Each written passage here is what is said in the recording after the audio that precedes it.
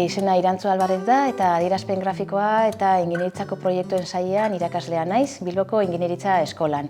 Eta aurkeztu nahi dizkizuet urtetan zehar nire lankidea izan den Mari Jose Garziarekin batera sortu ditugun bi eskuliburu.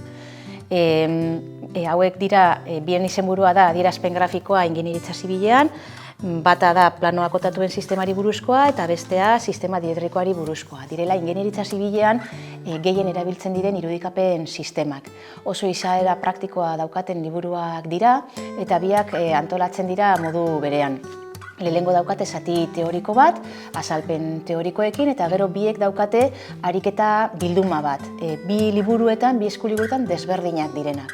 Eta denak aurkezten dira, ariketa guztiak aurkezten dira baita ere modu berean. Lehenengo dago enuntziatua, gero dago emaitza eta azalpen teoriko bat azalduz nola ebatzi behar den ariketa hori. Denak dira oso ariketa aplikatuak eta saiatu gara ingeniaritza zibilean gehien ikusi daitezkeen aplikazioak lantzen. Ikaslei zuzendutako liburuak dira, askotan eskatu diguten gauza bat delako, baina uste dugu irakaslegoarentzako ere erabilgarria izan daitekela, aurkitu dezaketelako ariketa bilduma oso interesgarri bat.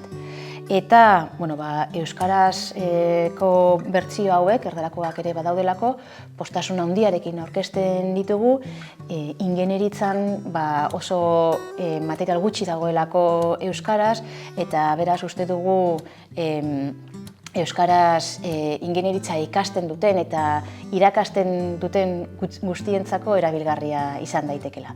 Beraz, espero dugu gustuko izatea eta batez ere erabilgarriak izatea.